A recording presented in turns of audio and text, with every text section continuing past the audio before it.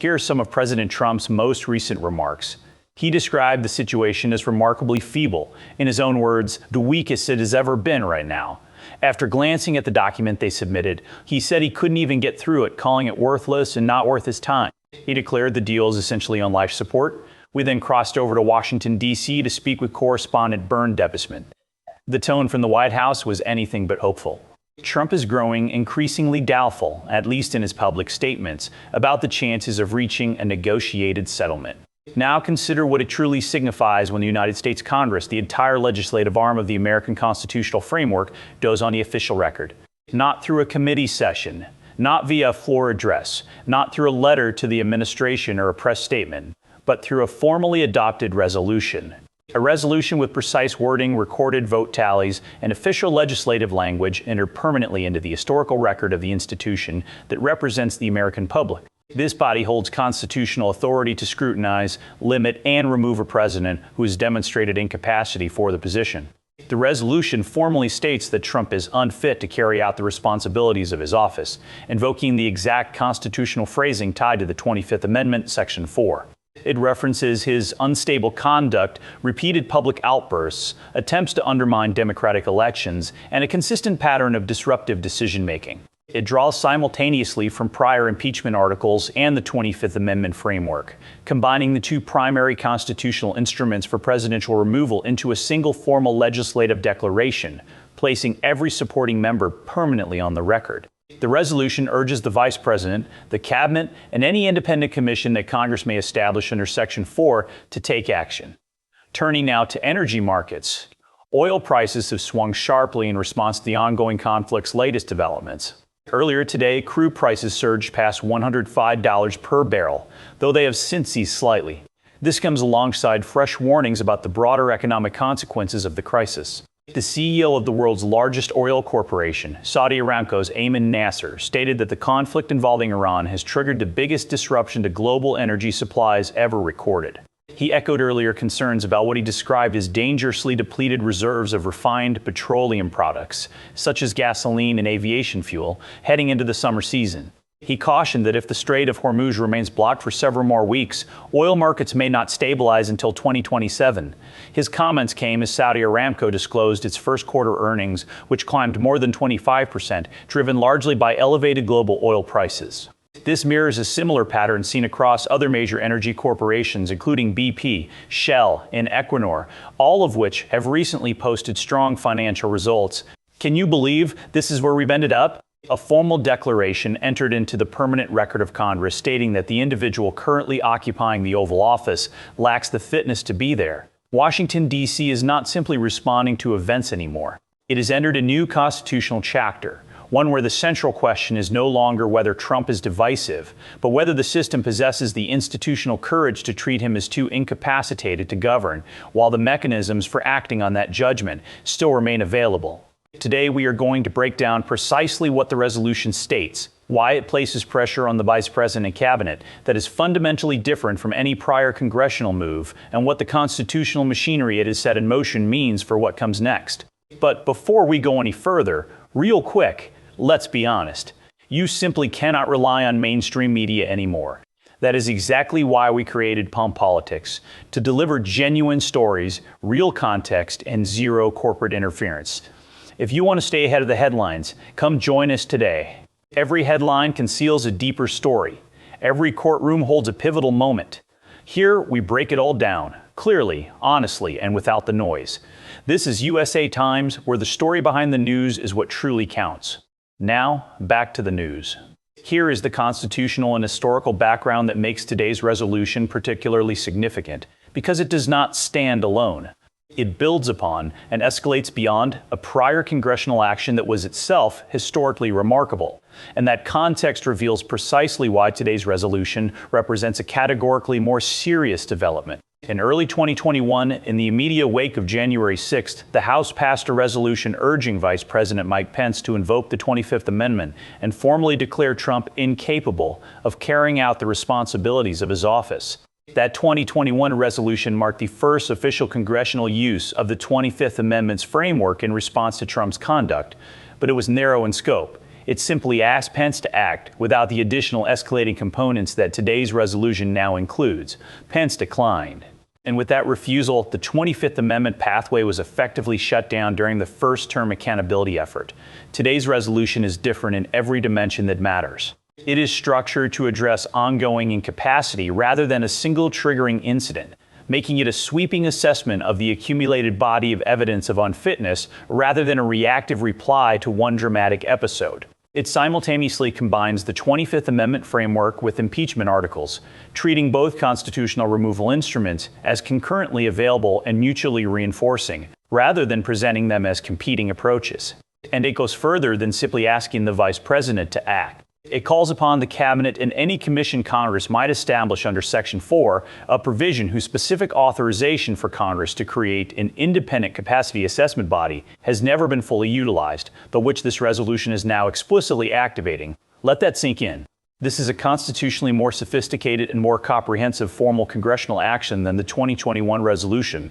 And the 2021 resolution was already extraordinary by historical standards. You have to be kidding me.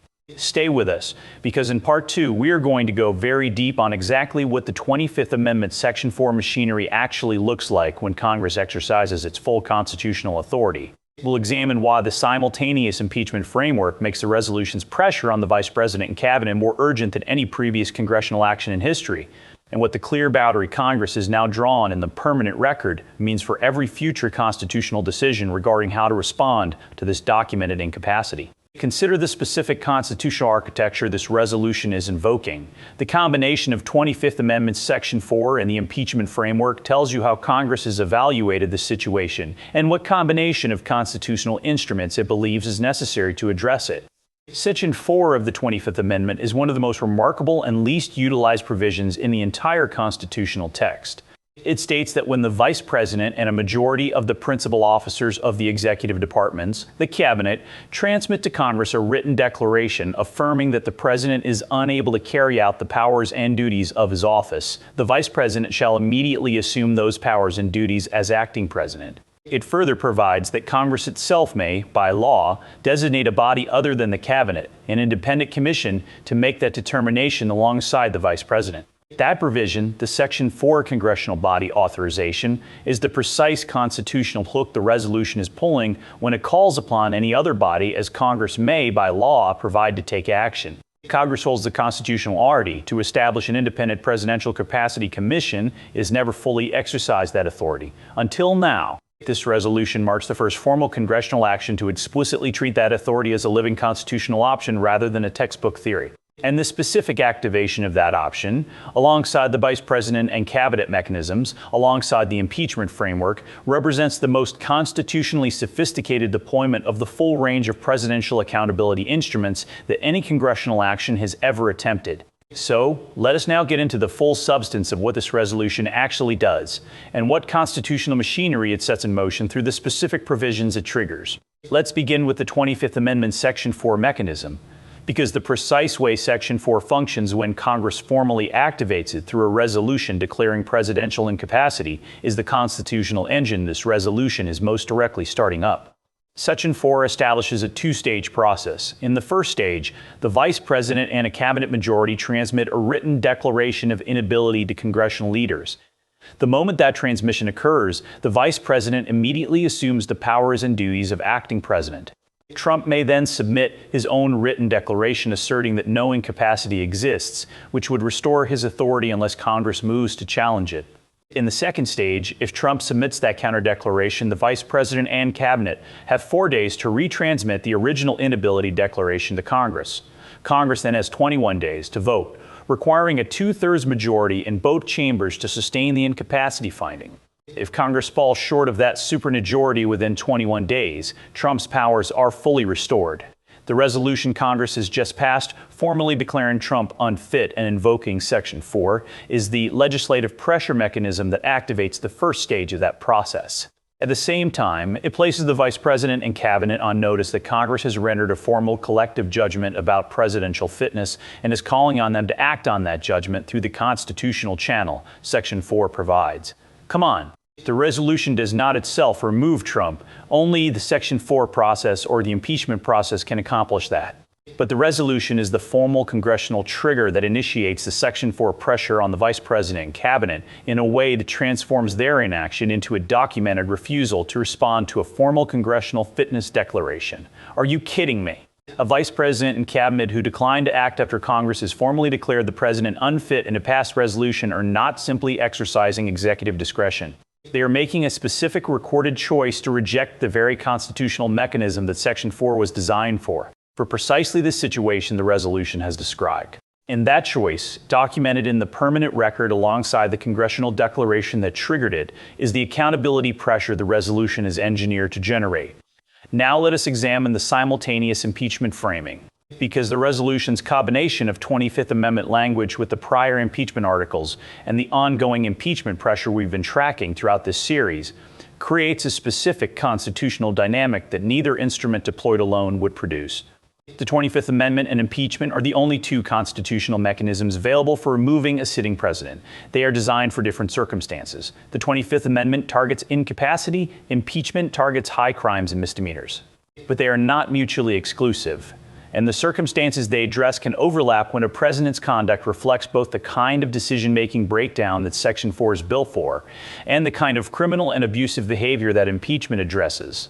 Trump's second-term conduct, documented across every installment in this series, falls squarely in that overlap zone. The erratic behavior and destabilizing decision-making the resolution cites as evidence of unfitness are the same pattern of conduct that the impeachment case presents as evidence of high crimes and misdemeanors.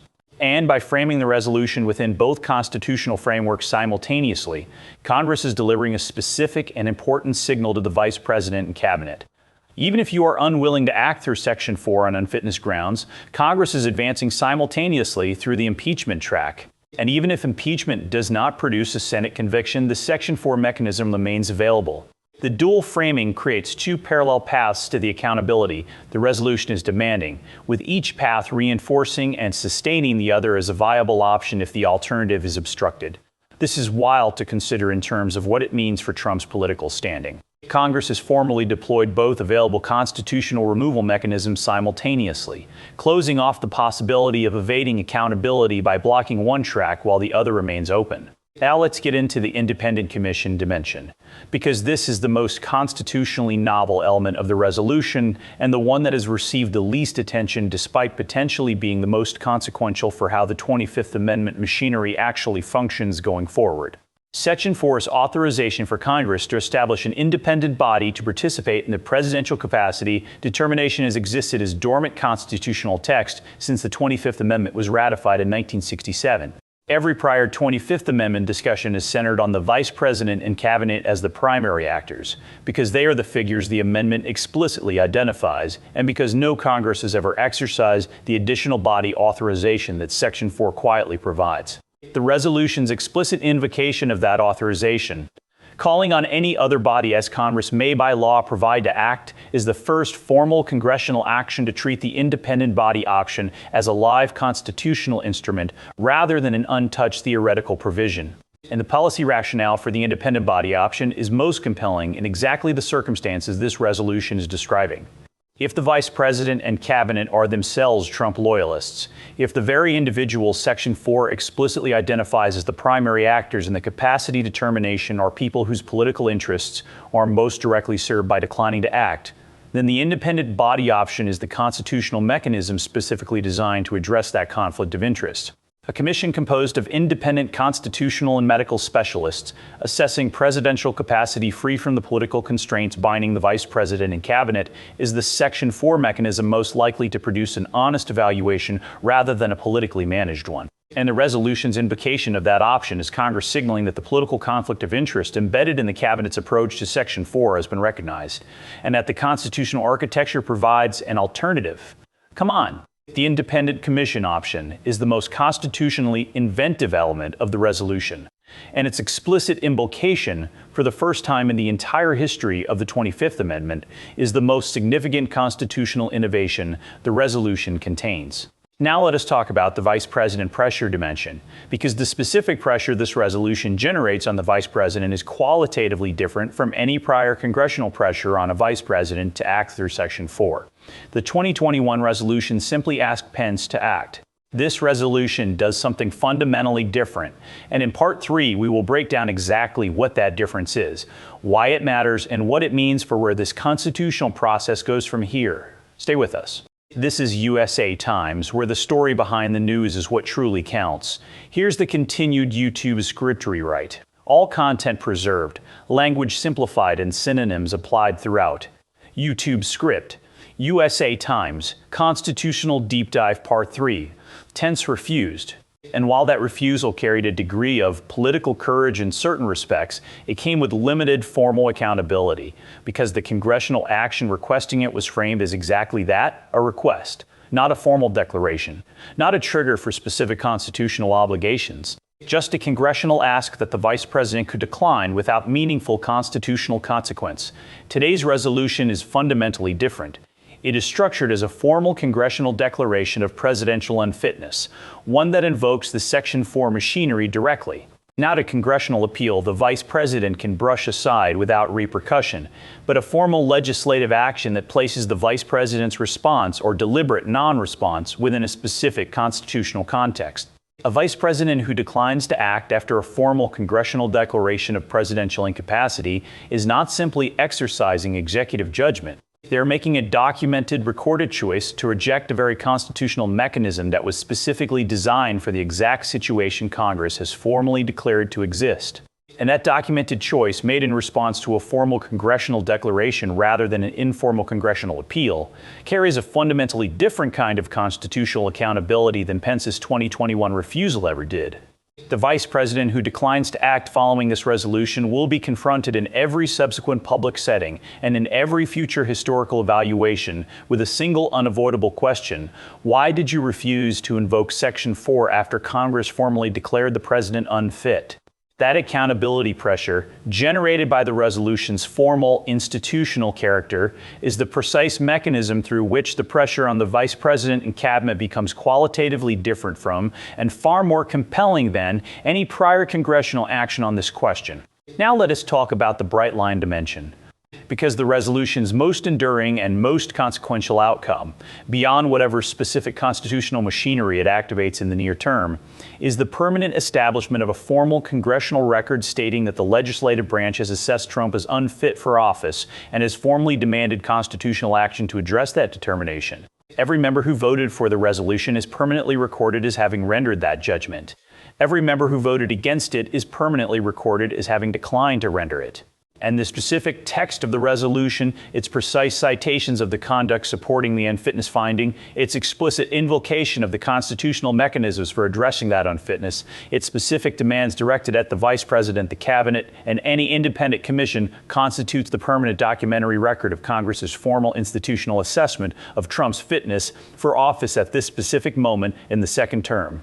That permanent record is the resolution's most durable consequence, because it survives every subsequent political development, every election, every impeachment vote, every Section 4 action or inaction.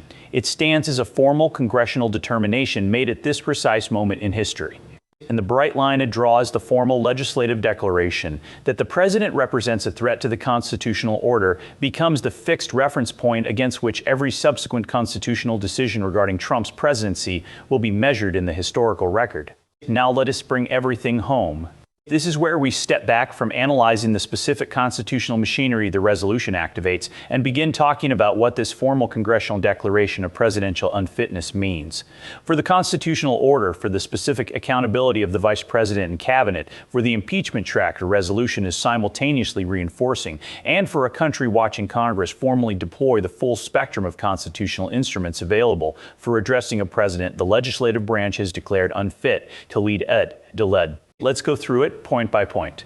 Point 1. The passage of a resolution formally declaring Trump unfit for office is the single most consequential constitutional action Congress has taken throughout this entire accountability era, because it transforms the legislative branch's assessment of presidential fitness from a collection of individual member opinions into a formal institutional position of the United States Congress. Permanently entered into the record, creating specific constitutional obligations and specific constitutional accountability for every actor to whom its demands are directed. Come on, Think about what the distinction between individual member statements and formal institutional action actually means for the constitutional accountability it generates. Individual member statements, however numerous, however forceful, are expressions of personal political positions. They carry no formal constitutional standing.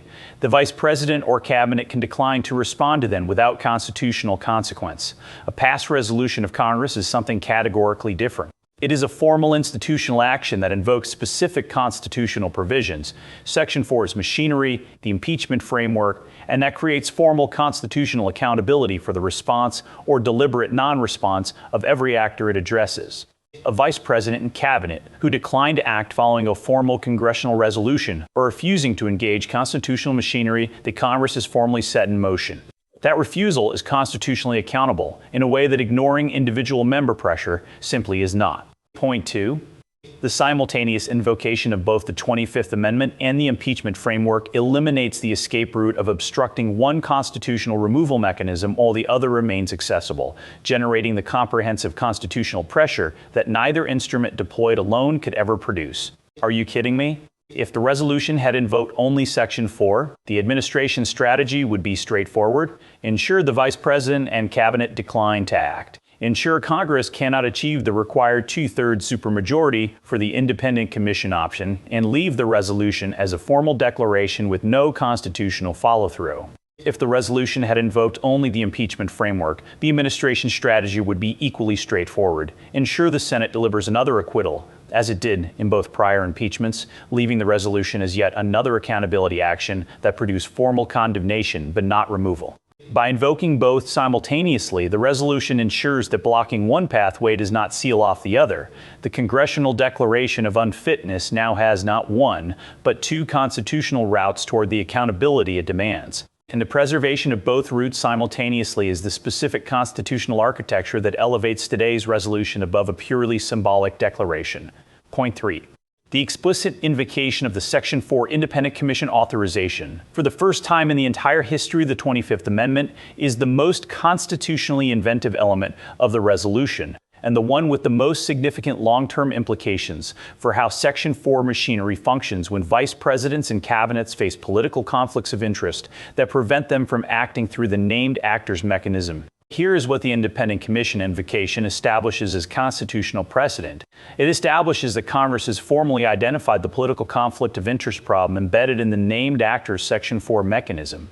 The problem being this: when a vice president and cabinet are themselves political loyalists of the president whose fitness is under scrutiny, they simply cannot be expected to act through Section 4, regardless of how compelling the fitness determination may be on its merits. Stay with us. Part 4 is coming, and this gets even deeper. This is USA Times, where the story beyond the news is what truly counts, and it establishes that the Section 4 text's authorization for a congressional body to participate in the capacity determination is the constitutional solution to that conflict of interest problem. A solution Congress can put into action through legislation creating an independent commission, one that operates free from the political constraints that bind the vice president and cabinet. The resolution's invocation of that option is the formal congressional signal that the independent commission pathway is being actively considered as a live constitutional alternative. And that signal, never once sent in the entire history of the 25th Amendment, is the most constitutionally significant breakthrough contained within the resolution's full scope of actions. Point 4, and this is the one I want you to hold on to long after this video ends. Congress passing a resolution declaring Trump unfit for office matters most because it represents the specific constitutional moment when the accumulated evidence of the entire accountability story, the one this series has been constructing piece by piece, is formally evaluated by the institution that represents the American people, and found in formal resolution language with recorded vote tallies entered permanently into the historical record to support the conclusion that the individual occupying the Oval Office lacks the fitness to be there. Every piece of evidence we have examined across this entire series has been building toward the accountability determination that this resolution formally embodies: the classified documents and the cover-up, the election interference and the January 6th scheme, the Justice Department politicization and the Bannon admissions, the Patel cooperation and the Meadows confirmation, the grand jury reports and the Jack Smith evidence, the impeachment votes and the court rulings. All of it The entire comprehensive accountability record assembled across months and years of the most rigorous scrutiny ever applied to any American president in history. That is the evidentiary foundation upon which Congress has now formally rested its determination that Trump is unfit to hold office. That determination is in the record. It is formal. It is institutional. And the questions that remained, the questions that the Vice President, the Cabinet, the Independent Commission, the impeachment track, the court-ordered trials, and the enforcement proceedings are all pressing toward is whether the constitutional system possesses the institutional resolve to translate that formal determination into the accountability it demands. So watch this space very carefully, because next time we are going inside the Vice President's deliberations following the resolution. We'll examine what cabinet discussions look like in the resolution's immediate aftermath. Whether any cabinet members are prepared to move through Section 4 now that Congress has formally activated the machinery, and whether this formal congressional declaration of presidential unfitness produces the constitutional crisis or the constitutional resolution that this entire accountability story has been building toward. That story is even more consequential than everything we covered today. And you're absolutely not going to want to miss it. Now I want to hear from you. What do you think happens next? Drop a comment, subscribe for updates, and I'll see you soon on USA Times.